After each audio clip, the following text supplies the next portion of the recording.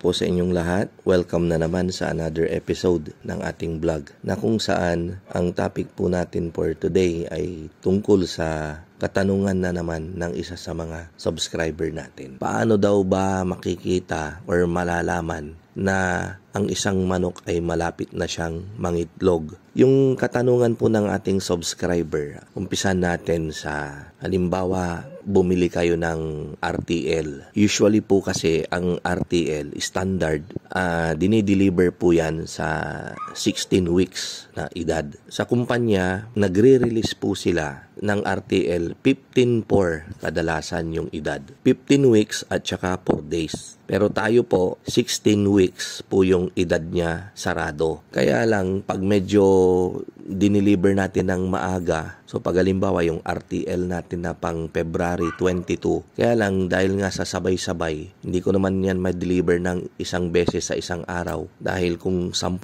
po yan ay kadalasan naman yung umu-order 96, 192 heads, ganyan. Inaagahan po natin 10 days earlier. Ngayon, yung 10 days earlier na yan, pinapadala naman po natin yung feeds nila. Nakakainin hanggang sa sila ay mag 16 weeks sa February 22.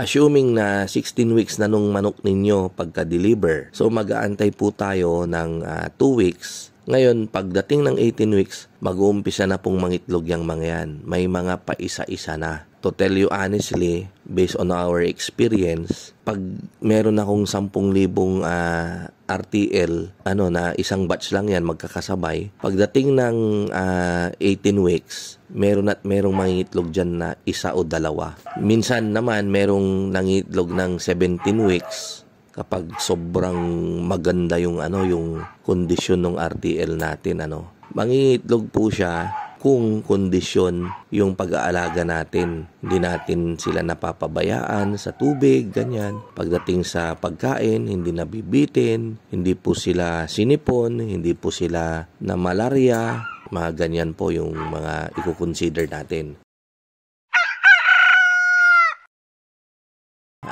Ano naman yung symptoms or yung indication na malapit ng mangitlog yung mga manok ninyo? Sa pamamagitan po ng unang-una, pagka-deliver sa inyo, wag po kayong magtaka, maglulugon po yan. Malalagas po yung kanilang balahibo. Wag po kayong mabahala, normal lang po yan. Isa yan sa mga process na manok ninyo ay malapit na ring mangitlog. Pangalawa, na mapapansin nyo dyan, yung kanilang palong namumula-mula na, meron na yung mabilis tumubo yung kanyang palong. Kung sino yung bumubulas, asahan nyo po siya yung unang mangingitlog. And then yung iba, susunod-sunod na rin na ganon. Hindi naman po kasi sila magsasabay na mangitlog lahat. Ganon po talaga yung paisa-isa yan hanggang sa pagdating ng 22, medyo dumadami na. Pagdating ng 23, pag napailawan na, padami ng padami, 25, 26, magpipik na po sa pangingitlog. Dapat kondisyon, hindi po sila magkasakit. Kasi po kapag nagkasakit sila, biglang tinamaan ng malaria, so syempre babagsak po yung kanilang health. So hindi pa po mangingitlog kaagad yan. Kapag sinipon, ganun din po yung mangyayari. Hindi rin po sila mangingitlog ng 18 weeks. Kapag na-stress, ganun din po yan. So yun po yung ma-i-consider natin.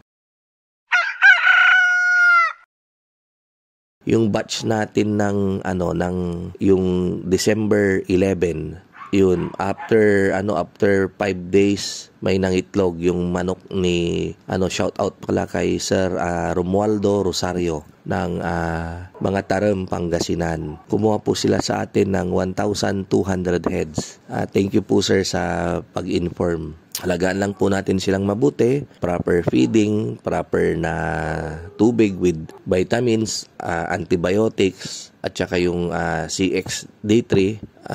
Yun po yung mga basic kasi bakunado naman na yung mga manok natin. So sana nabigyan ko kayo ng another knowledge regarding po sa kung paano yung itsura ng isang manok na malapit na siyang mangitlog. Thank you very much. Mabuhay po tayong lahat and God bless.